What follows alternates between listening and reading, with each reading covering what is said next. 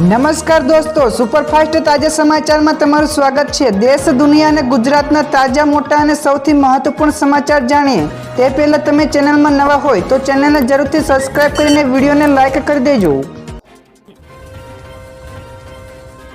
સૌથી પહેલા દોસ્તો આપણે વાત કરીએ તો ઓડિશાના દરિયાકાંઠે ટકરાયું ચક્રવાતી વાવાઝોડું તો રાજ્યમાં અતિભારે વરસાદનું રેડ એલર્ટ જાહેર કરાયું છે। જ્યાં દોસ્તો બંગાળની ખાડીમાં બનેલું નીચું દબાણ એક ચક્રવાતી વાવાઝોડામાં પરિણમી ગયું હતું અને ઝડપથી તે દરિયાકાંઠે નજીક આવી ગયું અને ટકરાયું હતું। તો ભારતીય હવામાન વિભાગ એટલે કે IMDએ તેના તાજેતરના જ બુલેટિનમાં ચેતવણી જારી કરી છે, જેમાં જણાવાયું કે ગઈકાલની મોડી રાતથી જ તેની અસર જોવા મળી છે। તો આ સિવાય વાવાઝોડું ઓડિશા તેમજ નજીકના આંધ્રપ્રદેશના દરિયાકાંઠે તેની અસર જોવા મળી છે, જ્યાં દરમિયાન 75 કિલોમીટર પ્રતિ કલાકની ઝડપે પવન પણ ફૂંકાયો। તો ઓડિશામાં ભારેથી અતિભારે વરસાદની આગાહી કરી છે। તો આ સિવાય વાવાઝોડાની અસર ફક્ત દરિયાકાંઠેના રાજ્યો સુધી જ મર્યાદિત રહેતી નથી। તો આગામી 5 દિવસમાં ઓડિશા, પશ્ચિમ બંગાળ, આંધ્રપ્રદેશ, ઝારખંડ, છત્તીસગઢ, બિહાર, પૂર્વ મધ્યપ્રદેશ અને પૂર્વ ઉત્તર પ્રદેશમાં ભારેથી અતિભારે વરસાદ સાથે ભારે પવન પણ ફૂંકાશે તેવું IMDએ ચેતવણી જારી કરી છે। તો દોસ્તો બીજા સૌથી મોટા સમાચાર સામે આવ્યા છે। ખાદ્ય અને પોલીના વસ્ત્રની ખરીદી ઉપર 30% વળતર। જ્યાં દોસ્તો ગાંધી જયંતિના ઉપલક્ષે ભરૂચ, ચીખલી, વાપીમાં ખાદી પ્રદર્શન તેમજ વેચાણ મેળો યોજાયો હતો, જેમાં મુખ્યમંત્રી ભૂપેન્દ્ર પટેલે વડાપ્રધાન નરેન્દ્ર મોદીના વોકલ ફોર લોકલ અને ખાદી ફોર નેશન ના આહવાનને પણ ઝીલીને 2 ઓક્ટોબર 2023 થી 31 ડિસેમ્બર 2025 સુધી ખાદી અને પોલીના વસ્ત્રની ખરીદી ઉપર 30% વળતર આપવાનો નિર્ણય કર્યો છે। તો આ પહેલથી મહાત્મા ગાંધીના સ્વદેશી વિચારને પણ વેગ મળશે, જે આત્મનિર્ભર ભારત બનવા માટે પણ વેગ મળશે।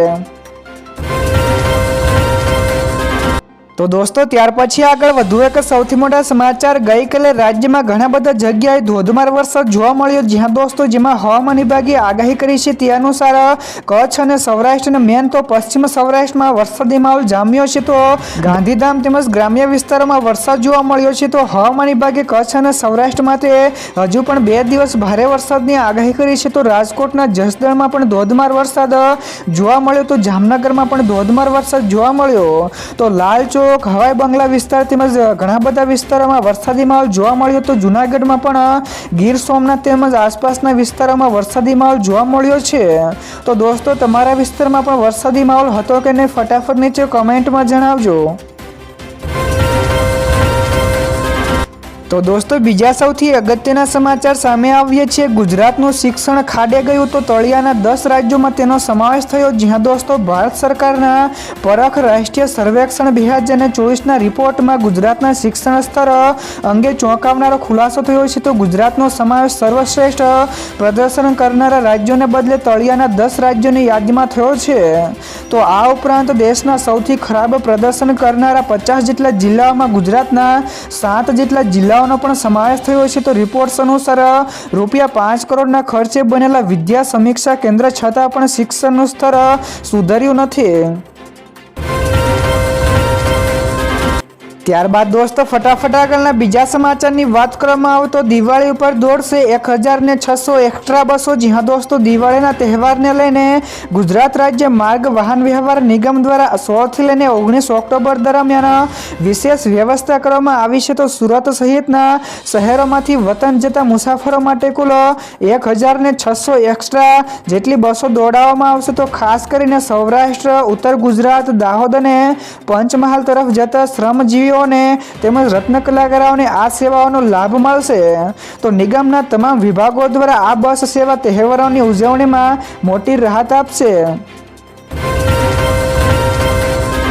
તો દોસ્તો બીજા સૌથી મહત્વપૂર્ણ સમાચાર સામે આવ્યા છે। રાજનાથ સિંહની પાકિસ્તાનને ખુલ્લી ચેતવણી। જ્યાં દોસ્તો વિજયાદશમીના પાવન અવસર ઉપર રક્ષા મંત્રી રાજનાથ સિંહે ગુજરાતના કચ્છમાં શસ્ત્રનું પૂજન બાદ પાકિસ્તાનને કડક ચેતવણી આપી છે અને તેમણે કહ્યું છે કે જો પાકિસ્તાન સિરક્રીક વિસ્તારમાં કોઈ પણ પ્રકારની હલચલ કરવાની હિંમત કરશે તો ભારતીય સેના તેનો યોગ્ય જવાબ આપશે। તો રક્ષા મંત્રીએ સ્પષ્ટ શબ્દોમાં કહ્યું છે કે પાકિસ્તાનને યાદ રાખવું જોઈએ કે જો તેણે ઘૂસણખોરી કરવાનો પ્રયાસ કર્યો તો તેનો ભૂગોળ બદલી નાખવામાં આવશે। તો દોસ્તો ત્યાર પછી આગળ વધુ એક સૌથી મહત્વપૂર્ણ સમાચાર, ગુજરાત ભાજપને મળશે નવા અધ્યક્ષ. તો આ નામ આગળ છે. જી હા દોસ્તો, ગુજરાત પ્રદેશ ભાજપને દિવાળી પહેલા ટૂંક સમયમાં જ નવા પ્રમુખ મળશે. તો આગામી 2 થી 3 દિવસમાં પ્રદેશ ભાજપ પ્રમુખની ચૂંટણી માટે નોટિફિકેશન જાહેર કરવામાં આવશે. તો રાજ્યમાં યોજાનારી સ્થાનિક સ્વરાજ્યની ચૂંટણીઓના નવા અધ્યક્ષના નેતૃત્વ હેઠળ લડવામાં આવશે. તો સૂત્રો અનુસાર ભાજપે ઓબીસી નેતા પસંદ કરવાનું નક્કી કર્યું છે. તો જેમાં રાજ્ય કક્ષાના મંત્રીઓ તેમજ નિકોલના ધારાસભ્ય જગદીશ વિશ્વકર્માનું નામ પણ સૌથી આગળ છે. ત્યાર પછી દોસ્તો આ સિવાયના બીજા સમાચારની ઝડપથી વાત કરવામાં આવે તો 2 દિવસ ભારે વરસાદની આગાહી. તો ભૂકા બોલાવશે વરસાદ. જી હા દોસ્તો, હવામાન વિભાગે 2 ઓક્ટોબરથી 2 દિવસ માટે કચ્છ, મોરબી, જામનગર, દ્વારકા, પોરબંદર તેમજ જૂનાગઢમાં રેડ અને યલો એલર્ટ જાહેર કર્યું છે. તો આ જિલ્લાઓમાં ગાજવીજ સાથે ભારે વરસાદની શક્યતા છે. તો આજે કચ્છ, ઉત્તર ગુજરાત તેમજ દક્ષિણ ગુજરાતમાં ભારેથી મધ્યમ વરસાદ વરસવાની આગાહી છે. તો આ સિવાય સૌરાષ્ટ્ર અને કચ્છમાં પણ ભારે વરસાદ પડવાની શક્યતા છે. તો આની સાથે દીવ સહિતના અનેક વિસ્તારોમાં પણ જળબંબાકારની સ્થિતિ સર્જાય તેવી શક્યતાની આગાહી કરી છે. તો દોસ્તો ત્યાર પછી આગળ વધુ એક સૌથી મહત્વપૂર્ણ સમાચાર, તેજસ ફાઇટર જેટને મળી ગતિ. તો યુએસ પાસેથી ચોથું એન્જિન મળ્યું. જી હા દોસ્તો, ભારતીય વાયુસેના માટે તેજસ માર્ક 1A ફાઇટર જેટનું નિર્માણ કરતી HAL એટલે કે હિન્દુસ્તાન એરોનોટિક્સ લિમિટેડને અમેરિકાની કંપની જનરલ ઇલેક્ટ્રોનિક એટલે કે GE પાસેથી ચોથું એન્જિન મળી ગયું છે. તો સરકારે HAL સાથે 83 તેજસ જેટ માટે ₹48,000 કરોડની ડીલ કરી હતી, પરંતુ એન્જિનની ડિલિવરીમાં વિલંબ કારણે એક પણ વિમાન સોંપાયું ન હતું. તો હવે HAL નવેમ્બર સુધીમાં ભારતીય વાયુસેનાને 2 ફાઇટર જેટ સોંપી દેશે. તો દોસ્તો બીજા સૌથી મોટા સમાચાર સામે આવ્યા છે.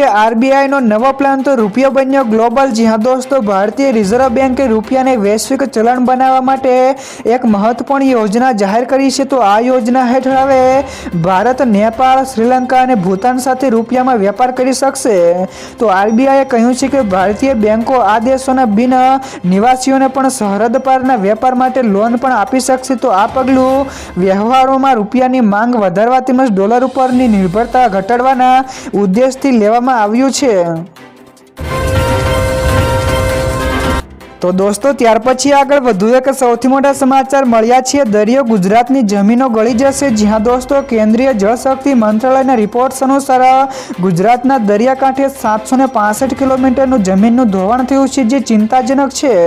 તો આ સ્થિતિ માટે ઔદ્યોગિકીકરણ, ગેરકાયદેસર માઇનિંગો તેમજ વૃક્ષછેદન જેવી પ્રવૃત્તિઓ જવાબદાર છે. તો સૌરાષ્ટ્રના 534 ગામોમાં 7 લાખ હેક્ટર જમીનના ખારાશથી પ્રભાવિત થઈ છે. તો જૂનાગઢમાં 66% જમીનનું ધોવાણ પણ થઈ ગયું છે. જો તાત્કાલિક પગલાં નહીં લેવાય તો ગુજરાતનો ભૂગોળ બદલાઈ જશે અને દરિયો જમીનને ગળી જશે. તો દોસ્તો બીજા સૌથી અગત્યના સમાચાર સામે આવ્યા છે. રમશે ગુજરાત, જીતશે ગુજરાત. ખેલ મહાકુંભ 2025નો થયો શુભારંભ. જી હા દોસ્તો, અમદાવાદના નારાયણપુરા વીર સાવરકર સ્પોર્ટ કોમ્પ્લેક્સ ખાતે રમતગમત રાજ્યમંત્રી હર્ષ સંઘવીએ ખેલ મહાકુંભ 2025નો પ્રારંભ કરાવ્યો છે.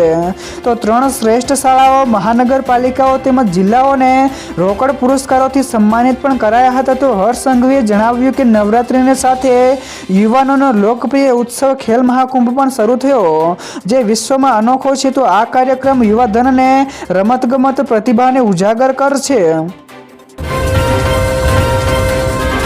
ત્યાર પછી દોસ્તો આગળ વધુ એક સૌથી અગત્યના સમાચાર, ટેરિફ બાદ મોદી અને ટ્રમ્પની થશે પહેલી મુલાકાત. જી હા દોસ્તો, PM મોદી ઓક્ટોબરના અંતમાં મલેશિયામાં યોજાનારા 47મા આસિયાન શિખર સંમેલન જે 26 અને 27 ઓક્ટોબરમાં ભાગ લેશે.